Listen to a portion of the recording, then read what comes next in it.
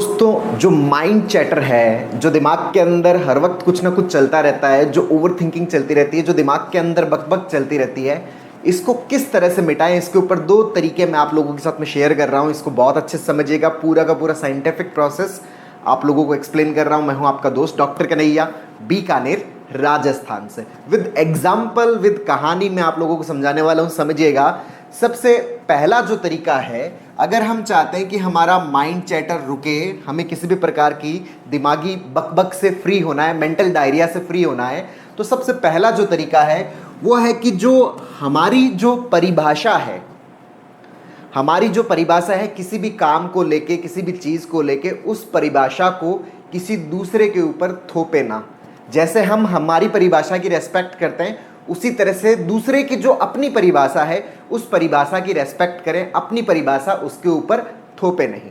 तो डॉक्टर कन्हैया, ये तो एग्जाम्पल के साथ समझाया जाए। मैं आपको एग्जाम्पल एक्सप्लेन कर रहा हूँ, समझिएगा कि हाल ही एक लड़के से मेरा मिलना हुआ और उन्होंने मुझसे कंसल्ट किया और उन्होंने मुझे बताया कि सर, मैं एक लड़की से बहुत ज़्यादा मोहब्बत करता हूँ, बहुत ज़्यादा प्यार करता हूँ, वो भी मुझसे प्यार करती, वो भी मुझे केयर करती, बट मेरे दिमाग में हमेशा ये कन्फ्यूज़न बना रहता है। मेरे दिमाग में हर वक्त कुछ ना कुछ चलता रहता है, इस चीज़ को लेके बकबक चलती रहती है। मुझे ऐसा लगता है कि कई बार कि वो मुझसे प्यार नहीं करती। तो मैंने उनसे पूछा कि भाई आपको ऐसा क्यों लगता है कि वो आपसे प्यार नहीं करती? तो उन्होंने मुझे ये एक्सप्लेन किया कि सर, मैं उससे प्यार करता हूँ, मैं कोई भी जो काम करता हूँ ना, उसकी फ़ोटो खींच के उसको सेंड करता हूँ।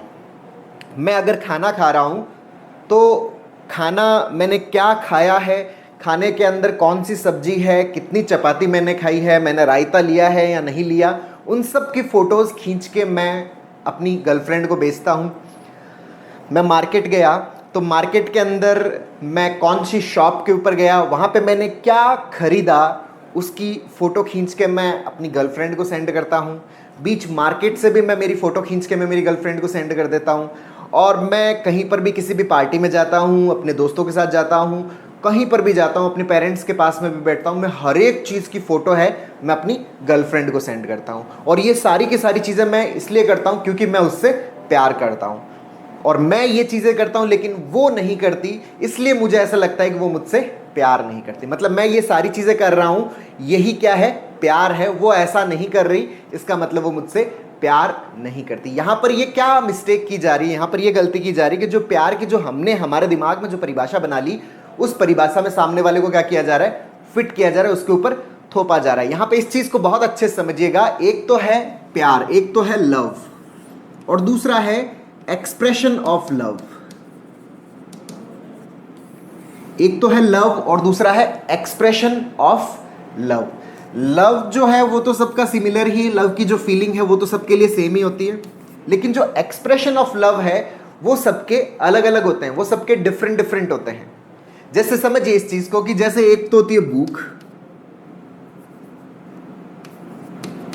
और एक होता है भूख मिटाने का तरीका। जैसे मान लीजिए कि एक व्यक्ति को भूख लगती है तो वो क्या है कि बर्गर खा लेता है, और जब वो बर्गर खा लेता है तो उसकी भूख मिट जाती है। उसको लगता है कि हाँ, मुझे भूख लगी हुई थी, बर्गर खा लिया, इसका मतलब अब मेरी भूख शांत हो गई है। अब दूसरे वाले व्यक्ति को भूख लगी, उसने चावल खा लिए, तो जिसने बर्गर खाया वो कह रहा है कि नहीं नहीं सर, उसको भूख नहीं लगी थी। जिसको भूख लगती है ना, वो तो बर्गर खाता है, चावल नहीं खाता, इसको भूख नहीं लगी। ये गलत चीज़ है। यहाँ पर भूख की जो डेफिनेशन है वो उसके ऊपर क्या की जा रही है, थोपी जा रही है। अब जब आप भूख की डेफिनेशन किसी के ऊपर थोपोगे, अपनी डेफिनेशन किसी के ऊपर थोपोगे, तो बड़ा गड़बड़ हो जाएगा, बड़ा दिक्कत हो जाएगा। तो यहाँ पर इस चीज़ को बहुत अच्छे से समझिएगा कि लव इज अ डिफरेंट, और एक्सप्रेशन ऑफ लव है वो सबका अलग अलग होता है। माँ का अलग होता है, पत्नी का अलग होता है, पति का अलग होता है। सब लोगों के जो एक्सप्रेशंस है वो डिफरेंट डिफरेंट होते हैं, और एक के एक्सप्रेशन दूसरे के एक्सप्रेशन के सिमिलर हो भी सकते हैं और डिसिमिलर भी हो सकते हैं। तो इस चीज़ को बहुत अच्छे से समझिएगा। अपनी परिभाषा दूसरे के ऊपर मत थोपिएगा। अगर अपनी परिभाषा दूसरे के ऊपर थोपोगे तो हमेशा कॉन्फ्लिक्ट बना रहेगा कि वो मुझसे प्यार करता है या नहीं करता। वो मुझसे प्यार नहीं करती क्योंकि देखो, मैंने भेजा, उसने नहीं भेजा, मैंने ये किया, उसने नहीं किया। फिर जो ये काउंटिंग चलती है ना, ये काउंटिंग पूरे रिश्ते को क्या कर देती है, बिगाड़ के रख देती है, तोड़ के रख देती है। तो इस चीज़ को बहुत अच्छे से समझिएगा कि एक्सप्रेशन डिफरेंट हो सकते हैं, बट ये फीलिंग सबकी क्या है, सेम है, सिमिलर है। तो अपनी परिभाषा जो है वो सामने वाले के ऊपर नहीं थोपोगे। सबसे पहला जो सूत्र है अपने माइंड चैटर को रोकने का, अपने दिमागी बकबक को रोकने का। दूसरा जो सूत्र है जो मैं आपको बता रहा हूं, इसको भी बहुत अच्छे समझिए। दूसरा सूत्र यह है कि अपनी तरफ से यह मत सोचिए कि सामने वाला आपके बारे में क्या सोच रहा है। अगर आपके दिमाग में यह आ रहा है कि सामने वाला मेरे बारे में क्या सोच रहा है, तो अपने आप को बताएं कि ये मेरी सोच है, ये सामने वाले की सोच नहीं है। एक और एग्जाम्पल मैं आपको इसके साथ में एक्सप्लेन कर रहा हूं, समझिएगा। एक व्यक्ति अपने दोस्त की शादी के अंदर गया, वहां पे उसने शादी को खूब सारा एंजॉय किया। जब वो वापस आया तो उसके दिमाग में कॉन्फ्लिक्ट, उसके दिमाग में लगातार एक बकबक चल रही है, लगातार एक माइंड चैटर चल रहा है, थॉट चल रहा है कि उसको क्या है कि अपने फ्रेंड से थोड़ी सी जलन रहती है, और इस जलन को उसके घर वालों ने ऑब्जर्व कर लिया, इस जलन को उसके घर वालों ने पहचान लिया। जब मैंने उनसे पूछा कि भाई आपको कैसे पता चला कि उन लोगों के दिमाग में ये चल रहा है कि आप इनसे जलन करते हो, उनको कैसे पता चला, तो उन्होंने मुझे बताया कि सर उन लोगों के जो एक्सप्रेशंस है उससे मुझे ये पता चल गया कि उन लोगों को ये पता चल गया है कि मुझे जलन हो रही है। अच्छा, किसी ने आके आपको कहा? नहीं सर, किसी ने आके तो मुझे किसी ने भी नहीं कहा, लेकिन सर जो उनके एक्सप्रेशन थे, मतलब मैं जब उनसे बात कर रहा था तो बातचीत में 80-90% तो वो ठीक ही बात कर रहे थे, लेकिन कई बार 1-2 बार ऐसा हो रहा था कि वो मुझसे नजरें नहीं मिला रहे थे, या उनके जो एक्सप्रेशन है वो अच्छे नहीं आ रहे थे। तो ये जो चीज़ है, इस चीज़ को समझिएगा। यहाँ पर किसी ने आके कहा नहीं है, लेकिन फिर भी हमने पूरी कहानी बना ली है। वो उनकी 1-2 बार नजरें ना मिलाना, उनका सही तरीके से स्माइल पास ना करना, इसकी हमने कहानी बना ली कि उन लोगों को ये पता लग गया है, या उनके दिमाग में ये चीज़ क्रिएट हो गई है कि मुझे जलन फील हो रही है, जबकि ये उनके दिमाग में क्रिएट नहीं हुई है, ये हमारे ही दिमाग में क्रिएट हुई। अच्छा, हमारे दिमाग में क्यों क्रिएट हुई है? क्योंकि हमारे अंदर जेलेसी क्रिएट हुई, और जेलेसी क्रिएट हुई, हमारा ये हो गया कि किसी को पता ना चल जाए कि मुझे जेलेसी फील हो रहा है, तो हम इस जेलेसी वाली चीज़ को रोकने की कोशिश में लग जाते हैं, और रोकने की कोशिश में कहीं पर भी इस जेलेसी से सिमिलर कोई चीज़ मिल जाती है कि भाई कोई आपसे नजरें नहीं मिला रहा, इसका मतलब उसको पता चल गया है, तो ये चीज़ हमारे दिमाग में पूरी कहानी बना देती है। इसको माइंड रीडिंग बोलते हैं। इसको बहुत अच्छे से समझिएगा कि हम अपनी तरफ से ये ना सोचें।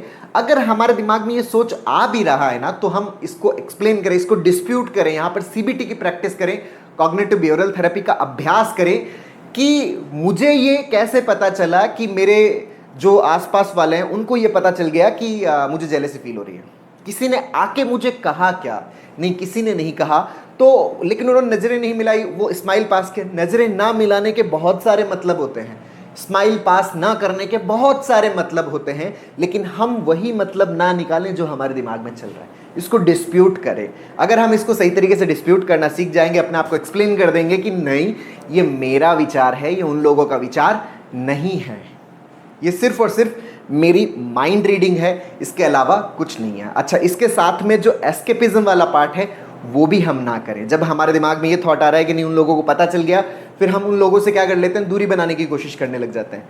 तो ये दूरी हम ना बनाएं, हम उनके पास में जाएं, हम उनसे डिस्कस करें, हम उनसे इंटरेक्ट करें, ताकि हमारा ये माइंड रीडिंग वाला थॉट भी ब्रेक हो। 2 प्रिंसिपल आप अपनी लाइफ में यूज करते हो सीबीटी के, तो ये आपकी माइंड चैटर को, जो दिमाग की बकबक है, जो मेंटल डायरिया है, उसको पूरी तरह से शांत कर देगा।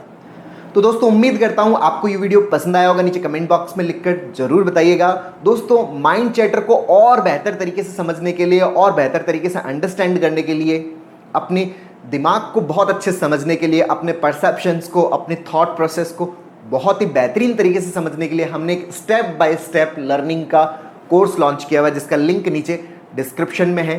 सीबीटी का ये कोर्स है जिसमें एक स्टेप बाय स्टेप अप्रोच है। आप भी एक सेल्फ थेरेपिस्ट के तौर पर अपने आप को पूरी तरीके से समझ सकते हो, अपनी प्रॉब्लम्स को पूरी तरह से सॉर्ट आउट कर सकते हो। तो दोस्तों, उम्मीद करता हूं आपको ये वीडियो पसंद आएगा। नीचे कमेंट बॉक्स में लिखकर जरूर बताइएगा।